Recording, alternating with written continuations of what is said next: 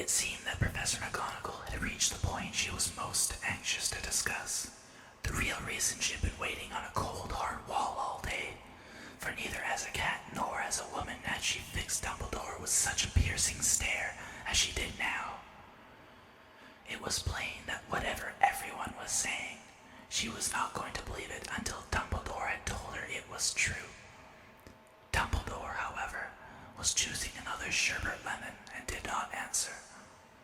What they're saying, she pressed on, is that last night Voldemort turned up in Godric's Hollow. He went to find the Potters. The rumor is that Lily and James Potter that they're dead. Dumbledore bowed his head. Professor McGonagall gasped. Lily and James? I can't believe it. I didn't want to believe it. Oh, Albus. Dumbledore reached out and patted her on the shoulder. I know, he said heavily. Professor McGonagall's voice trembled as she went on. That's not all. They're saying he tried to kill the Potter's son, Harry, but he couldn't. He couldn't kill that little boy. No one knows why or how, but they're saying that when he couldn't kill Harry Potter, Voldemort's power somehow broke, and that's why he's gone. Dumbledore nodded glumly. It's true, faltered Professor McGonagall.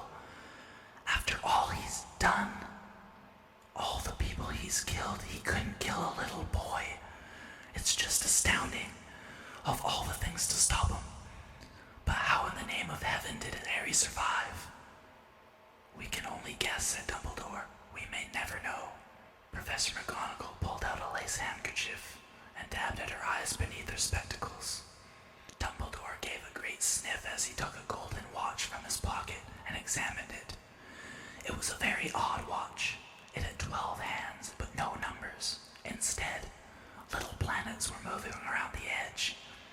It must have made sense to Dumbledore, though, because he put it back in his pocket and said, Hagrid's late. I suppose it was he who told you I'd be here, by the way. Yes, said Professor McGonagall, and I don't suppose you're going to tell me why you're here, of all places. I've come to bring Harry to his aunt and uncle. They're the only family he has left now. You can't mean the people who live here, cried Professor McGonagall, jumping to her feet and pointing at number 4. Dumbledore, you can't. I've been watching them all day. You couldn't find 2 people who are less like us. And they've got this son. I saw him kicking his mother all the way up the street, screaming for sweets. Harry Potter, come and live here. It's the best place for him, said Dumbledore firmly. His aunt and uncle will be able to explain everything to him when he's older. I've written them a letter. A letter, repeated Professor McGonagall faintly, sitting back down the wall. Really, Dumbledore? You think you can explain all this in a letter? These people will never understand him. He'll be famous, a legend. I wouldn't be surprised if today was known as Harry Potter Day in the future. There will be books written about Harry. Every child in our world will know his name. Exactly, said Dumbledore, looking very seriously over his half-moon glasses. It would be enough to turn anybody's head. Famous before he could walk and talk. Famous for something you won't even remember. Can't you see how much better off he'll be growing up away from all that until he's ready to take it? Professor McGonagall opened her mouth, changed her mind, swallowed, and then said, Yes, you're right, of course. But how is the boy getting here, Dumbledore? She eyed his cloak suddenly as though she thought he might be hiding Harry underneath it. Hagrid's bringing him. You think it wise to trust Hagrid with something as important as this? I would trust Hagrid with my life, said Dumbledore. I'm not saying his heart isn't in the right place, said Professor McGonagall grudgingly, but you can't pretend he's not careless. He does tend to. What was that? A low rumbling sound had broken the silence around them. It grew steadily louder as they looked up and down the street for some sign of a headlight. It swelled to a roar as they both looked up at the sky, and a huge motorbike fell out of the air and landed on the road in front of them. If the motorbike was huge, it was nothing compared to the man sitting astride it.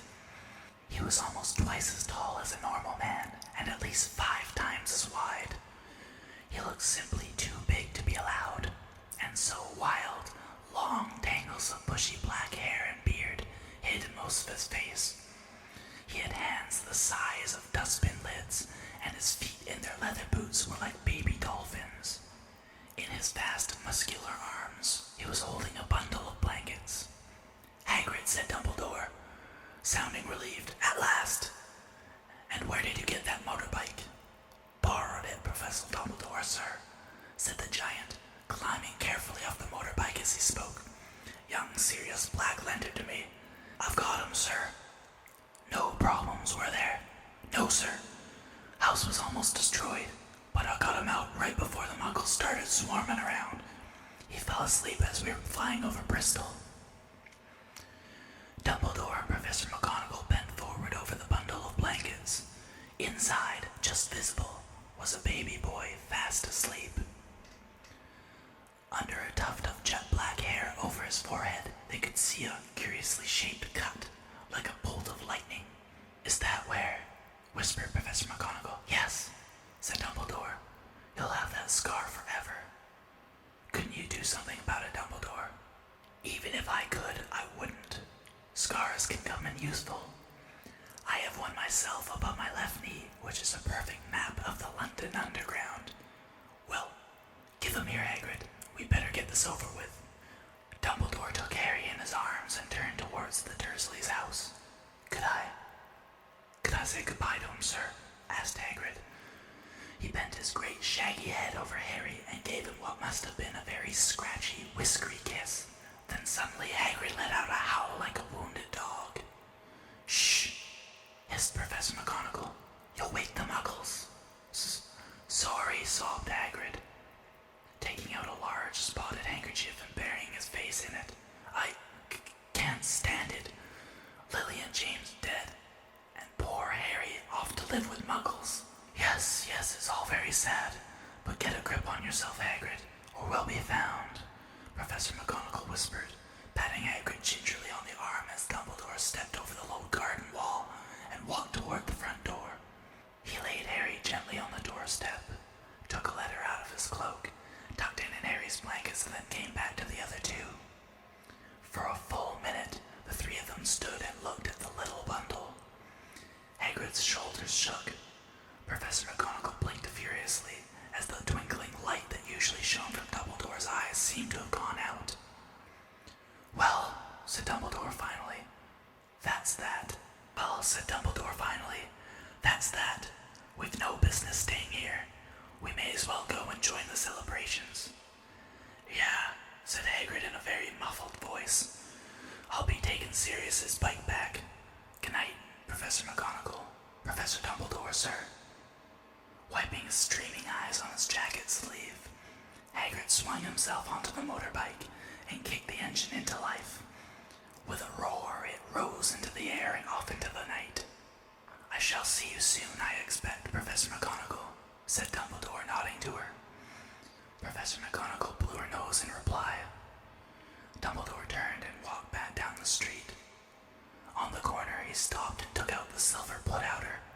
He clicked it once, and 12 balls of light sped back to their street lamps so that Privet Drive glowed suddenly orange, and he could make out a tabby cat slinking around the corner at the other end of the street. He could just see the bundle of blankets on the step of number 4. "Good luck, Harry," he murmured. He turned on his heel, and with a swish of his cloak he was gone. A breeze of ruffled neat edges of Privet Drive, which lay silent and tidy under the inky sky, the very last place you would expect astonishing things to happen. Harry Potter rolled over inside his blankets without waking up. One small hand closed on the letter beside him, and he slept on, not knowing he was special, not knowing he was famous, not knowing he would be woken in a few hours' time by Mrs. Dursley's scream as she opened the front door to put out the milk bottles, nor that he would spend the next few weeks being prodded and pinched by his cousin Dudley. He couldn't know that at this very moment, people meeting in secret all over the country were holding up their glasses and saying in hushed voices, "To Harry Potter,